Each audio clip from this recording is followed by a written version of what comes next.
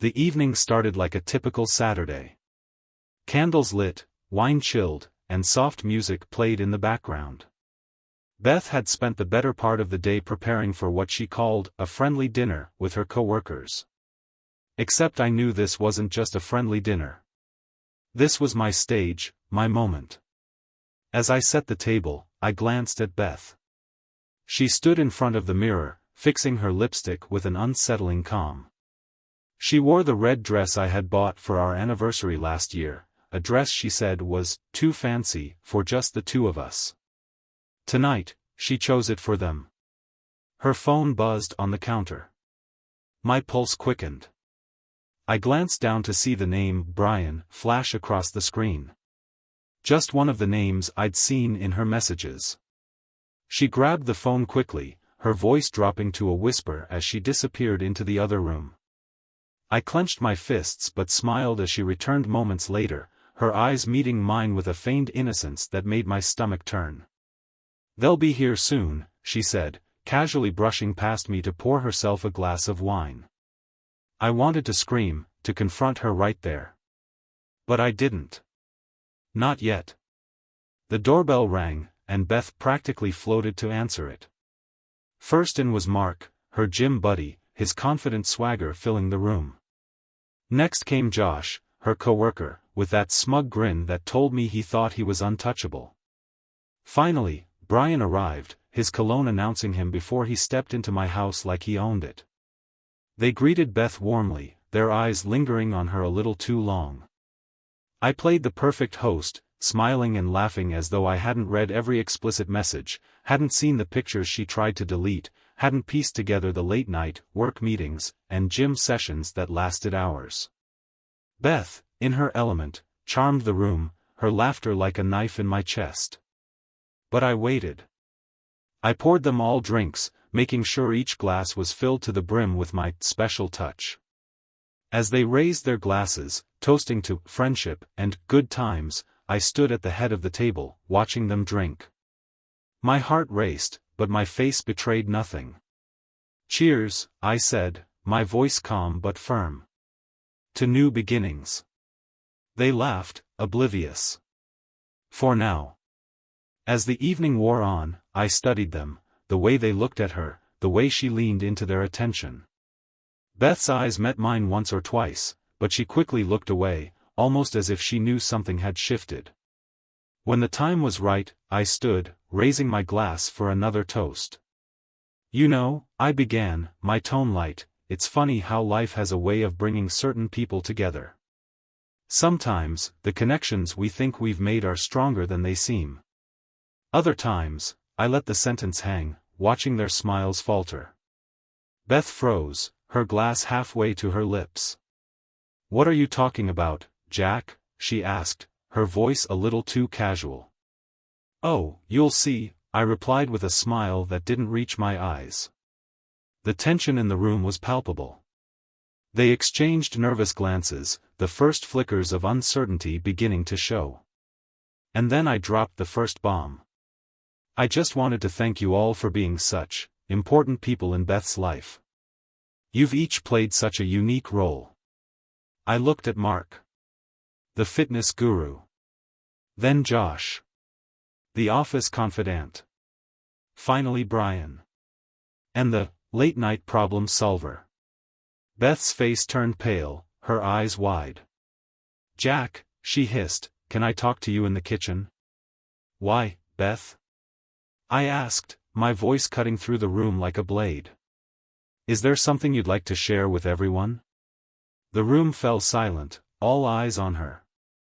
She opened her mouth to speak, but no words came out. For the first time in years, Beth looked powerless. And I wasn't done. Beth's hands trembled as she set her glass down. Her perfectly painted nails tapped against the table, betraying the calm facade she tried to maintain. She turned to me, her face a mixture of anger and panic. "Jack," she said, her voice a low warning, "this is not the time for your games." "Oh, I think it's the perfect time," I replied, leaning back in my chair with a casualness that made the tension in the room unbearable. You see, I've been playing a little game myself these past few months. And tonight, I think it's time to share the results. Mark cleared his throat, shifting uncomfortably in his chair. Josh's smirk was gone, replaced by a look of uncertainty. Brian, usually so cocky, was staring at his drink as if it might hold the answers to his sudden unease. Beth shot them all a glance, a silent plea for backup. "You're embarrassing me, Jack," she snapped. "Let's not do this in front of our guests." "Our guests?" I said, chuckling darkly. "That's rich, Beth. Do you mean Mark, your so-called gym buddy? Or maybe Josh, who's been so helpful with those late-night projects at the office? Or Brian, who—" I paused for effect, my eyes locking on his. "Well, we both know what Brian's been helping with, don't we?"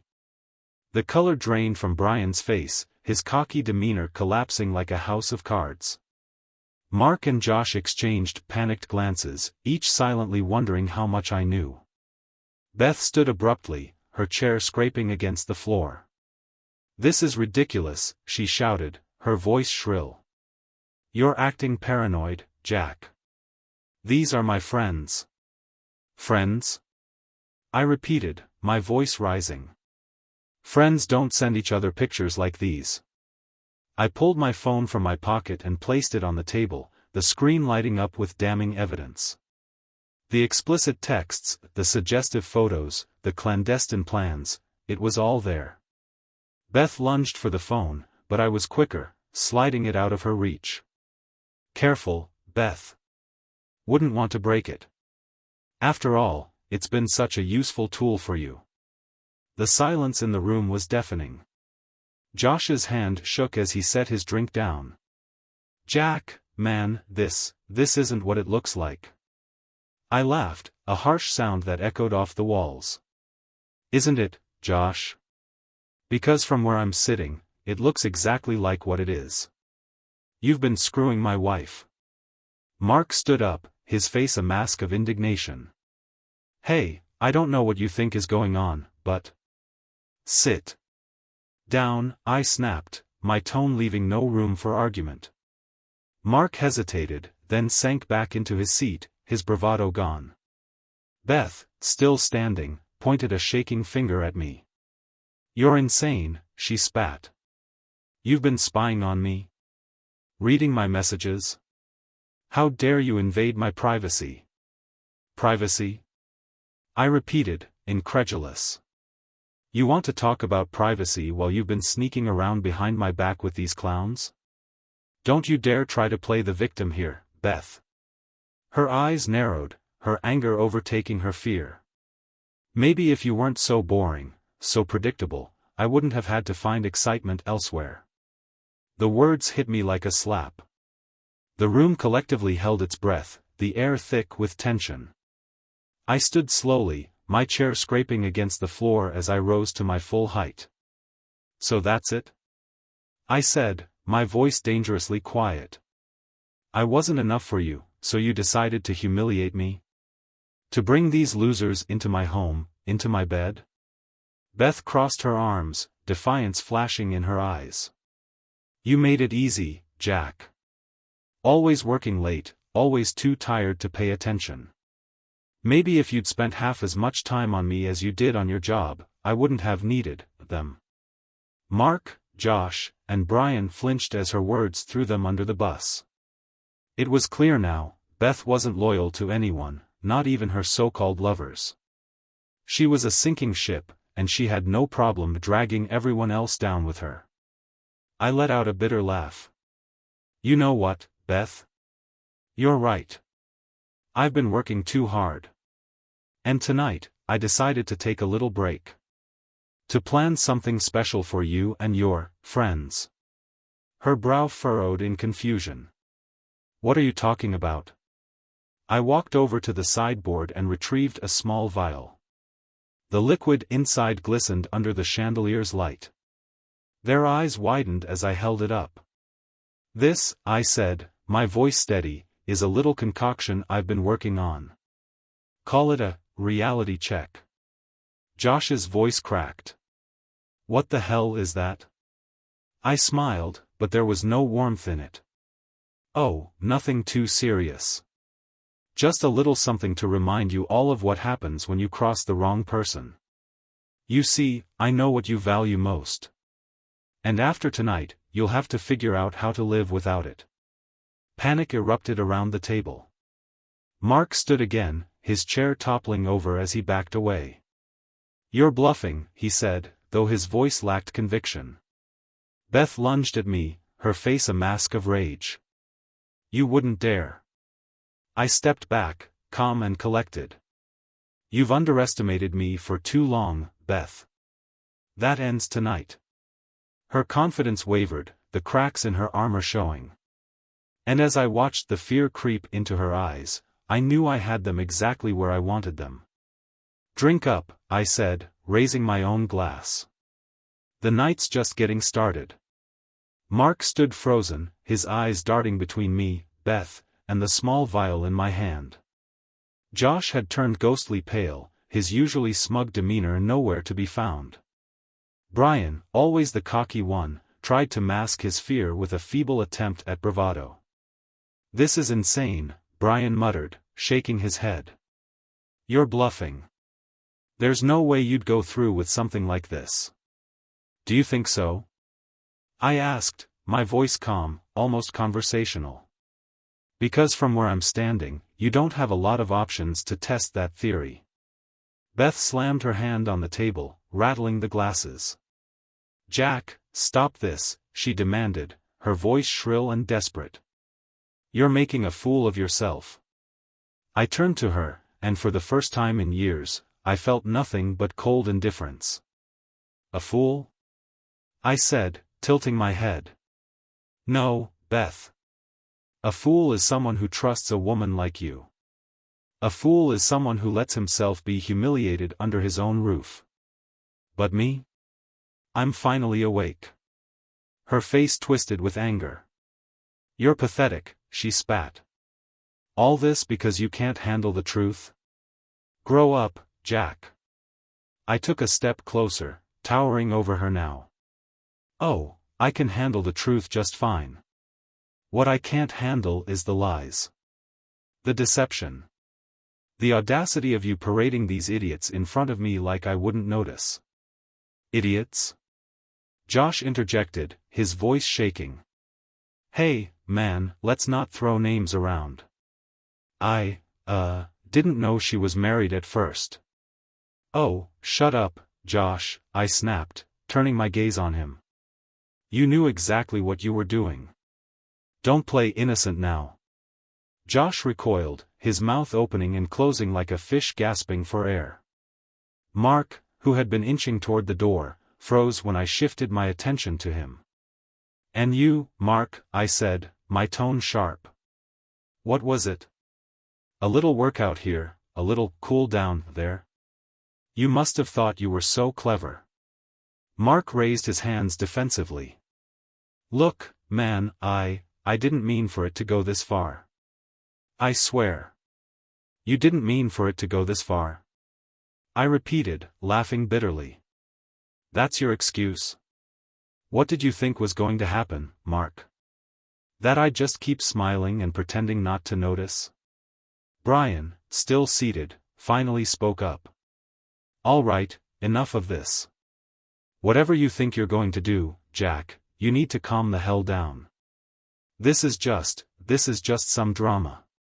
It's not worth ruining lives over. Ruining lives? I echoed, locking eyes with him. You mean like the way you all tried to ruin mine? Funny how you suddenly care about consequences now. Beth, emboldened by Brian's words, stepped forward. You don't have the guts to do anything, Jack, she said, her voice dripping with venom. You've always been weak. That's why I had to look elsewhere. You're nothing without your pathetic little routines, your job, your... Enough, I interrupted, my voice cutting through the room like a knife. You've had your fun, Beth. Now, it's my turn. I uncorked the vial, the faintest scent wafting into the air. Their reactions were immediate. Mark stumbled back, nearly tripping over the chair he'd knocked over earlier. Josh's hand gripped the edge of the table so tightly his knuckles turned white. Brian sat frozen, his bravado crumbling under the weight of his fear. "Jack, please," Josh stammered. We can talk about this. Work something out. You don't have to do this." I smiled faintly. "Oh, I think I do." Beth lunged for me again, her nails aiming for my face, but I sidestepped her easily. She crashed into the table, knocking over a glass of wine that spilled across the pristine white tablecloth. Her red dress was stained, a fitting symbol for the chaos she had unleashed. "Sit down, Beth," I said, my tone cold and commanding. "We're just getting started."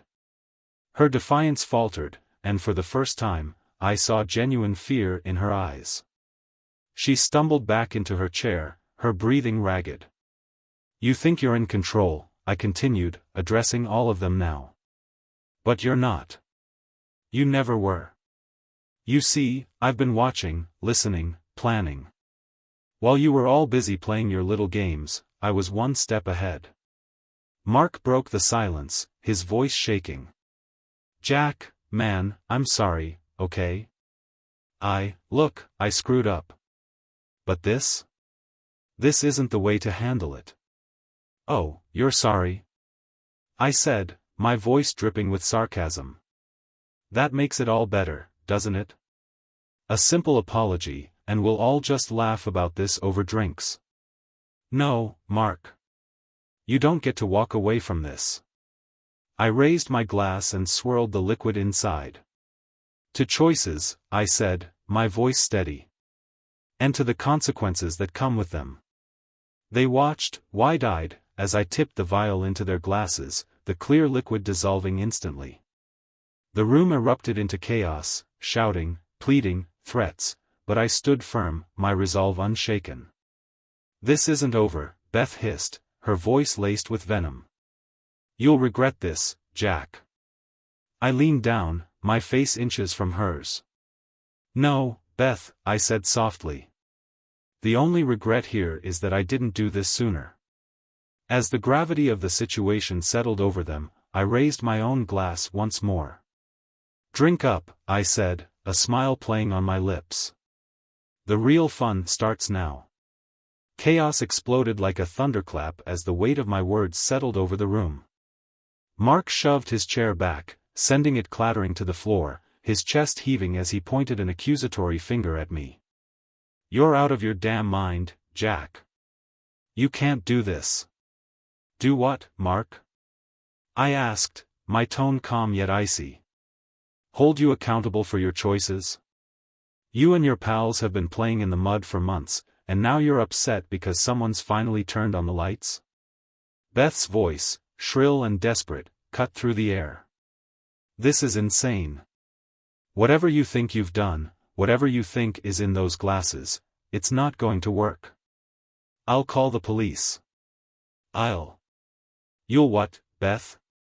I interrupted, my words sharper than a blade. "Lie to them? Like you've lied to me? Go ahead, let's see how that works out for you." Her face turned crimson, her indignation faltering into something closer to terror. She looked at the others for support, but their confidence had crumbled under the weight of the situation. Mark's tough guy act was gone, replaced by a nervous sweat that dripped down his temples. Josh stared at his glass like it held a ticking time bomb. And Brian, well, Brian just sat there, his hands clenched into fists, his eyes darting around the room as though looking for an escape. "I didn't mean for this to happen," Josh finally blurted, his voice cracking. "I didn't know she was married at first. And when I found out, it was too late." "Too late?" I snapped, turning my full attention to him. "Too late for what? To stop? To grow a conscience? Spare me the excuses, Josh. You knew exactly what you were doing." Beth slammed her hand on the table again, her voice trembling with fury. "Stop blaming them. This is between you and me, Jack. They didn't force me into anything. I stared at her, incredulous. Oh, don't worry, Beth. I'm not letting you off the hook. You orchestrated this circus, after all. You just underestimated how good I am at connecting the dots. Her defiance faltered as the reality of her situation began to sink in. She opened her mouth to say something, but Brian beat her to it. All right, enough of this. Brian barked, standing up so fast his chair nearly toppled over. I don't care what you think you've done, Jack. You can't just poison people because your wife cheated on you. That's psychotic. Poison? I said, feigning offense. What a dramatic word, Brian. It's not poison. It's just a little something to even the playing field. Beth's face twisted with confusion. What the hell does that mean? I leaned forward, placing my hands flat on the table, my eyes boring into hers. It means that you and your boyfriends have always been so proud of what you bring to the table. Your charm, your confidence, your physical assets. I let the word hang in the air, watching the realization dawn on them. But now? Now you'll learn what it's like to lose the things you value most. Brian scoffed, but the crack in his voice betrayed his fear. You're bluffing. Am I? I said, my tone quiet but firm. You drank the wine. You made your choices. Now you live with the consequences. Beth's hand shot to her throat, her breathing quickening as panic set in. You're lying, she said, though her voice wavered. There's nothing in the wine. There can't be. Why don't you ask your body how it feels? I said, leaning back in my chair and crossing my arms. Oh, don't worry, it won't kill you. But it will change you. Mark suddenly doubled over, clutching his stomach with a groan. What the hell? He gasped, his voice thick with panic. What's happening to me? Josh scrambled to his feet, backing away from the table as though it might attack him. You did something to us, he shouted, his voice rising in pitch. What did you do? I watched them with a calm detachment, letting the fear wash over them. I gave you a chance to reflect, I said simply. A chance to understand the damage you've done. Consider it a lesson in humility. Beth rushed to Mark's side, her hands fluttering uselessly as he sank to the floor. Jack, stop this, she screamed, tears streaming down her face. You've made your point. Just fix this, please. Fix it? I repeated, shaking my head. You think this can be fixed, Beth? You think you can lie, cheat, humiliate, and then just press reset when things don't go your way? Life doesn't work like that. Brian, his composure completely shattered, slammed his fist on the table. You're a monster, Jack. You're no better than the rest of us. I stood, my chair scraping against the floor as I loomed over the table. Oh, I'm far from perfect, Brian. But I didn't lie to my partner. I didn't sneak around, pretending to be someone I'm not. You all made your choices, and now you're paying the price.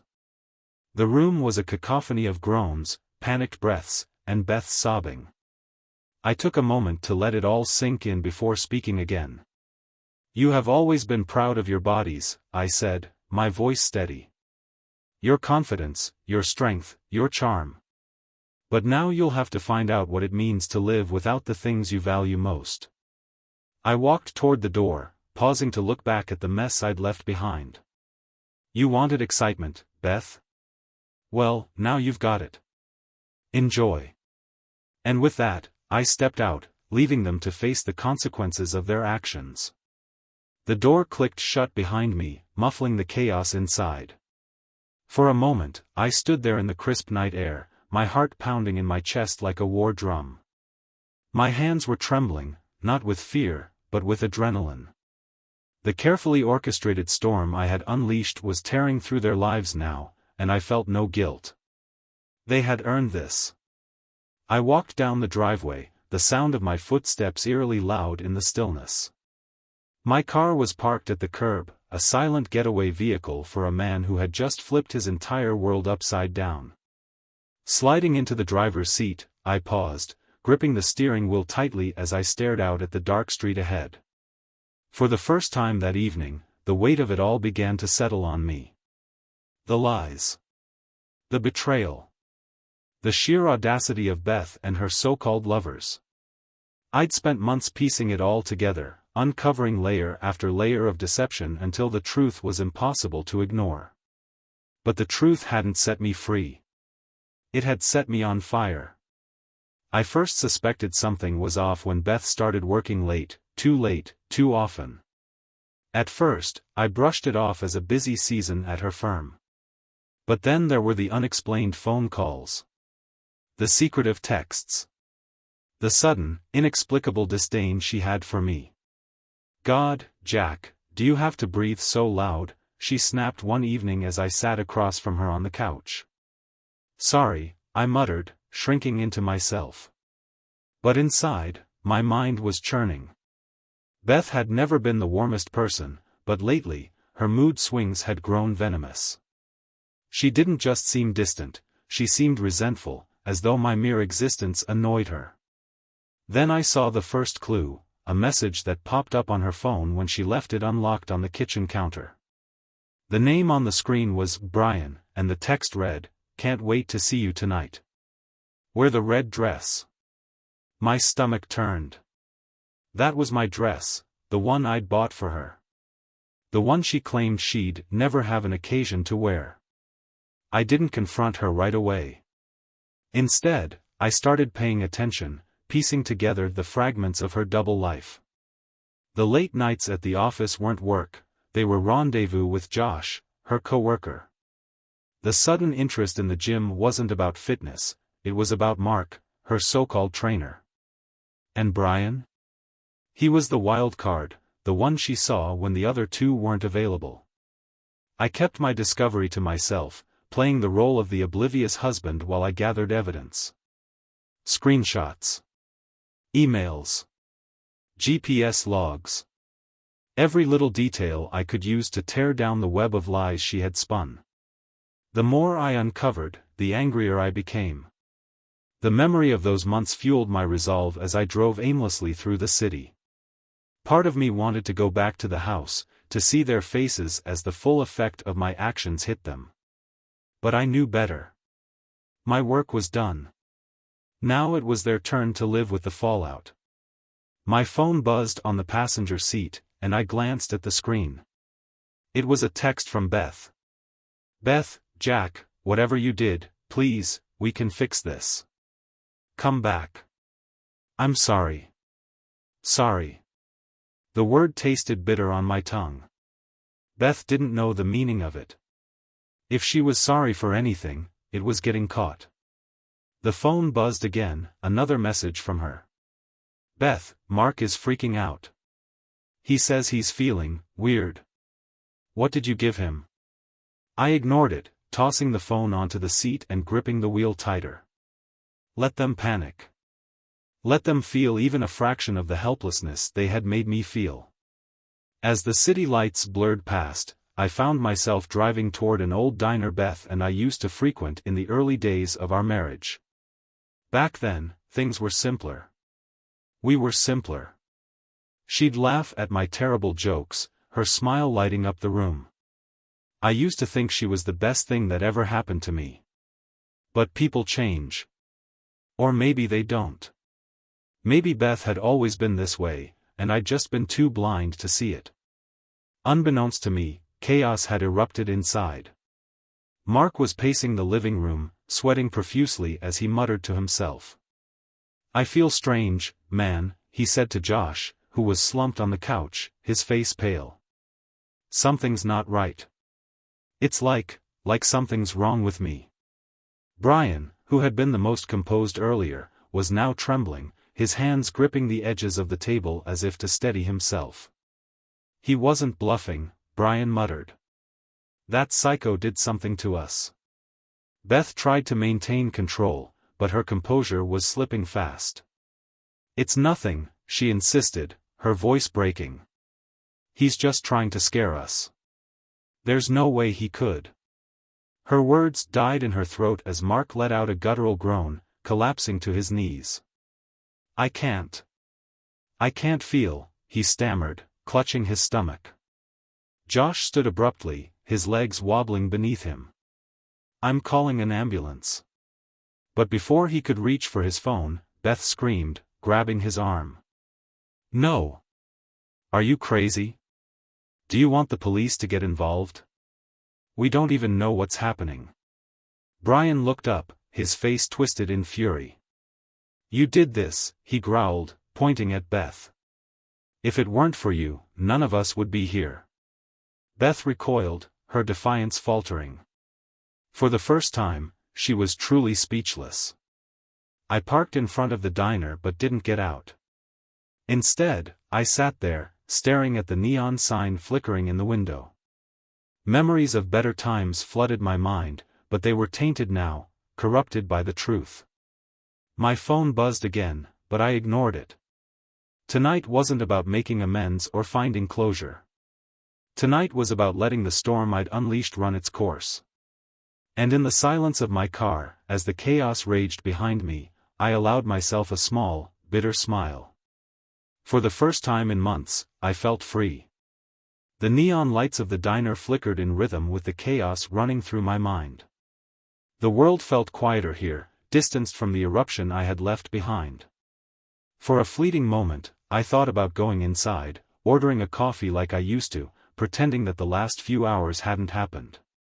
Pretending that Beth hadn't ripped my life apart piece by piece.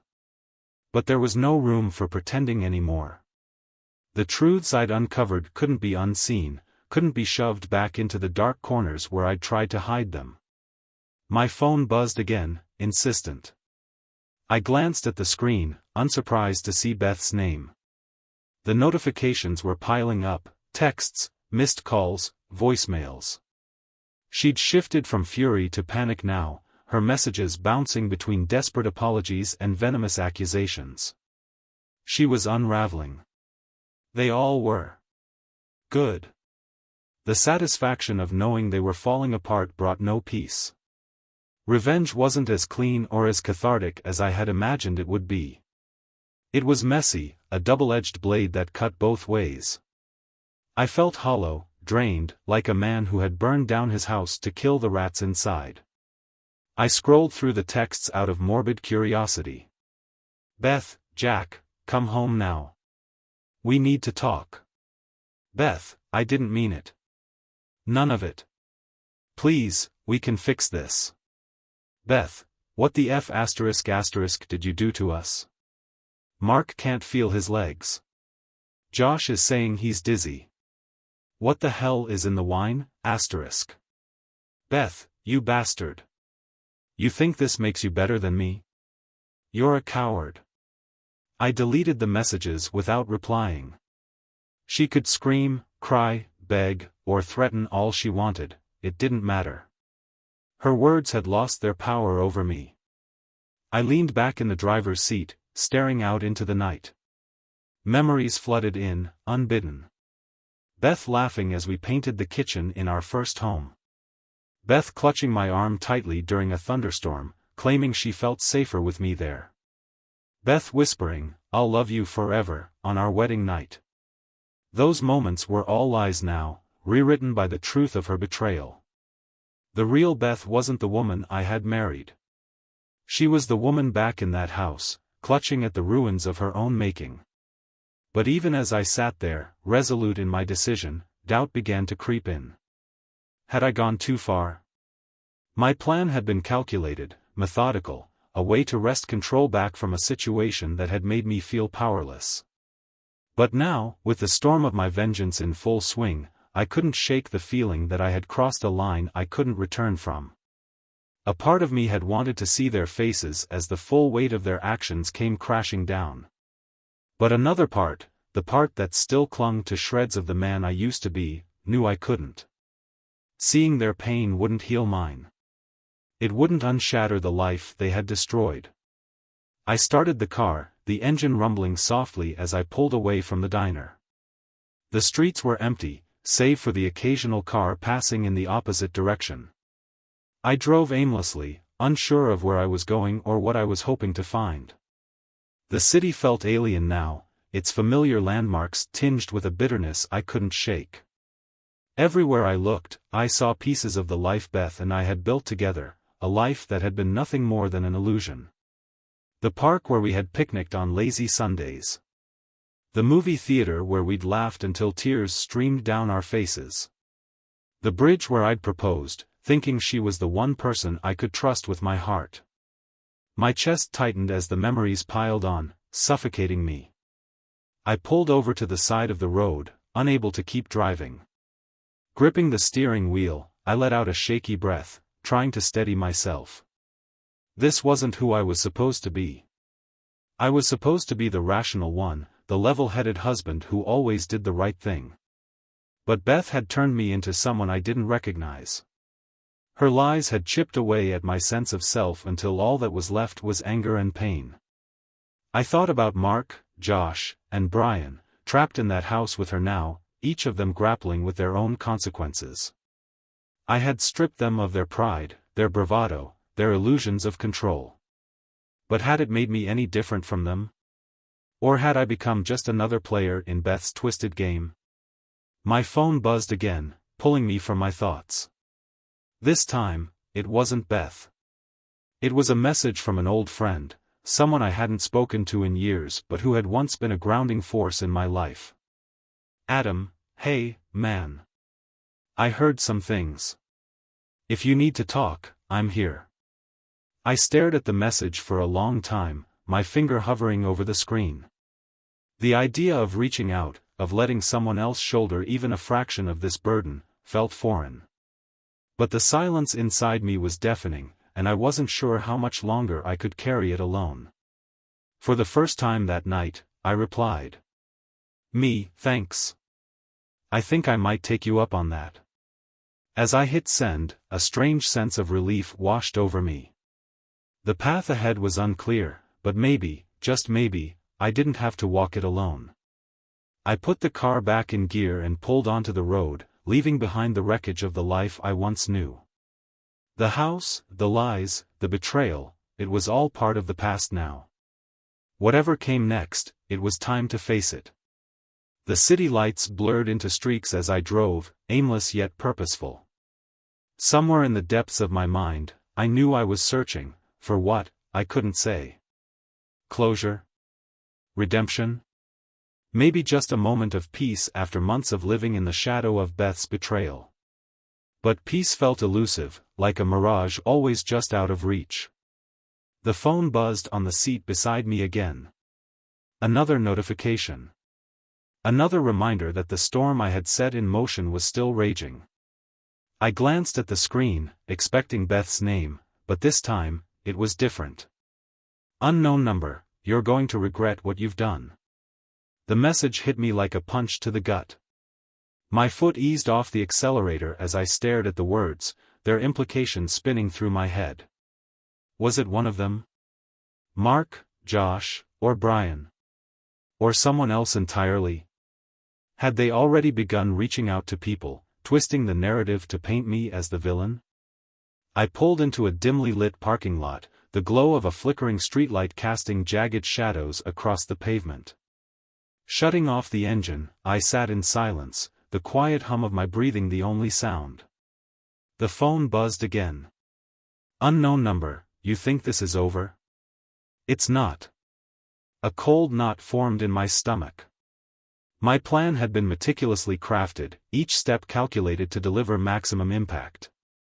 But I hadn't accounted for what came after. People like Mark and Brian didn't just roll over and accept defeat. They fought back. My mind raced as I considered the possibilities. They could go to the police, but what would they say? That I'd served them spiked drinks that had, what? Changed them? That wasn't a claim they could back up easily. But even if the law wasn't on their side, desperation could push people to extremes. And Beth, she'd do whatever it took to save herself. I had no doubt about that. I stared at the unknown number, debating whether to respond. Engaging felt dangerous, but ignoring it felt worse. They already had the upper hand, the power of the unknown. I couldn't afford to be caught off guard. Before I could decide, another message came through. Unknown number, meet me at the warehouse on Grove Street. Midnight. Come alone. The warehouse. I knew the place well. It was an abandoned storage facility on the edge of town, a relic from the industrial boom that had faded years ago. Why there? And who was I supposed to be meeting? A surge of paranoia crept over me.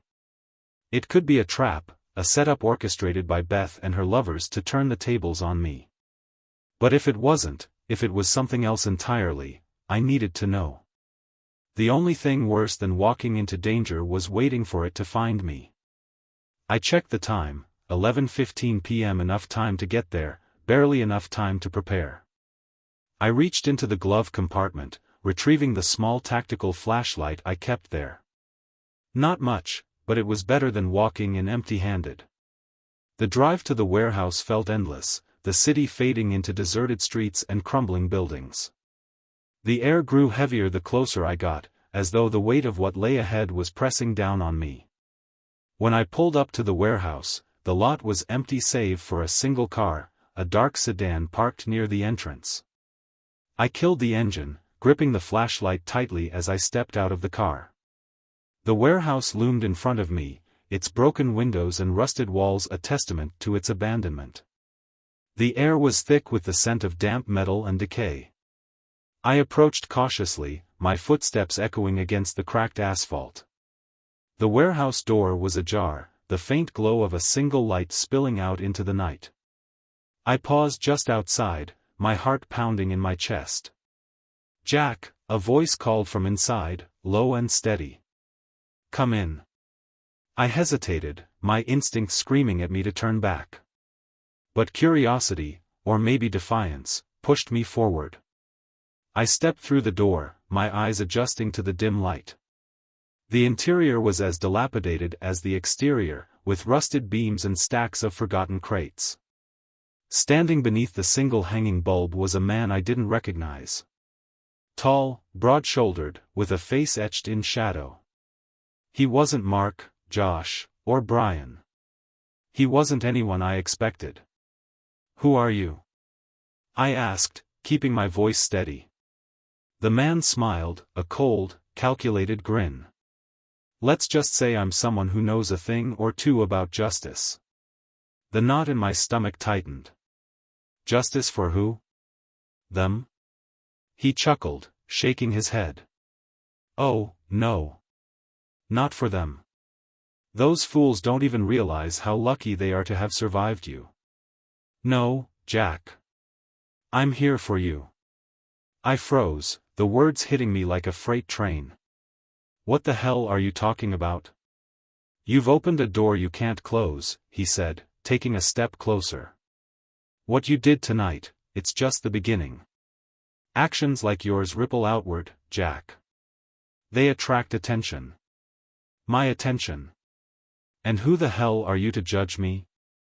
I shot back, anger bubbling beneath my fear. "I'm not here to judge," he said, his smile fading. "I'm here to warn you. You've crossed into dangerous territory, and if you're not careful, you won't like what you find on the other side." The air between us crackled with tension. My grip on the flashlight tightened as I weighed my options. Fight or run? Push for answers or get the hell out of there? Before I could decide, the man stepped back into the shadows, his voice echoing in the cavernous space. "Be careful, Jack. Monsters don't just live under beds. Sometimes, they look a lot like you." And then he was gone, leaving me alone in the suffocating silence. I stood there in the empty warehouse, the man's words hanging in the air like a noose around my neck. My grip on the flashlight tightened, my pulse hammering in my ears. It wasn't fear that overwhelmed me, it was the weight of realization. His cryptic warning wasn't just a threat, it was a mirror. And what it reflected was a version of myself I didn't want to confront. I walked back to my car, scanning the shadows, half expecting him to appear again. But he was gone, as if the darkness itself had swallowed him whole. Sliding into the driver's seat, I sat there for a moment, staring out into the void. The truth was sinking in. I had spent months meticulously planning my revenge, and I'd thought it would end tonight, in that house, with Beth and her lovers finally brought to their knees. But this wasn't the ending I had envisioned. Revenge hadn't brought me closure, it had only opened a new chapter, one filled with uncertainty, guilt, and questions I wasn't sure I could answer. The drive home was quiet, the city around me asleep. The bright lights of downtown faded into the dim familiarity of my neighborhood. My house loomed ahead, its windows dark and uninviting. The thought of going inside filled me with dread. But when I pulled into the driveway, something was off. The front door was ajar, and a faint light flickered in the living room. My heart sank as I killed the engine and stepped out, every nerve in my body on high alert. I grabbed the flashlight again, its beam cutting through the darkness as I pushed the door open. The scene inside stopped me cold. Beth was sitting on the couch, her hair disheveled, her makeup smeared. She was holding a glass of wine, my wine, but it was untouched. Her eyes were red-rimmed, but not from tears. They were hard, sharp, cutting through me as if she could will me to collapse. "You came back," she said, her voice low and venomous. I stepped inside, my grip tightening on the flashlight. "What are you doing here, Beth? I thought you'd still be with your friends." Her laugh was hollow, bitter. "Oh, they left. Or stumbled out, more like. Mark swore he was going to the hospital. Josh could barely walk. And Brian? He said he was done with all of it. Done with me." She looked at me then, her lips curling into a bitter smile. "You win, Jack. You tore it all down. Are you happy now?" Happy? The word felt like a cruel joke. I wasn't happy. I wasn't even relieved. "This wasn't about winning, Beth," I said quietly. "This was about you finally facing what you've done." She set the glass down on the table, leaning forward, her elbows on her knees.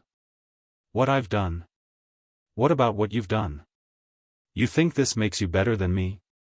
You're no saint, Jack. You're just another man who can't handle being humiliated." Her words stung, but they didn't hit as deeply as they once would have. "Maybe I'm not better than you," I admitted. "But at least I don't pretend to be someone I'm not." She stood then, her movements slow and deliberate. "You think you've destroyed me, don't you? You think this is the end for me. But you're wrong, Jack. People like me? We survive. We adapt. And when we come back stronger." Her threat lingered in the air, but I didn't flinch. "Then survive, Beth. Adapt. But you'll do it without me." Her eyes narrowed, and for a moment, I thought she might lash out, hurl another insult, another accusation. But then she laughed, a cold, sharp sound that cut through the silence. "You're pathetic," she said, brushing past me as she headed for the door. "Enjoy your hollow little victory." She walked out, slamming the door behind her, leaving me alone in the house we had once called home. The silence was deafening, the weight of everything pressing down on me. For the first time in months, there was no anger, no fire. Only emptiness. I sank onto the couch, staring at the untouched glass of wine Beth had left behind. My reflection stared back at me from its dark surface, distorted and unfamiliar. The man I had become felt like a stranger, someone who had let his pain twist him into something unrecognizable. Revenge hadn't healed me. It had only exposed the cracks I'd been trying to ignore. The words of the man from the warehouse echoed in my mind: "Monsters don't just live under beds.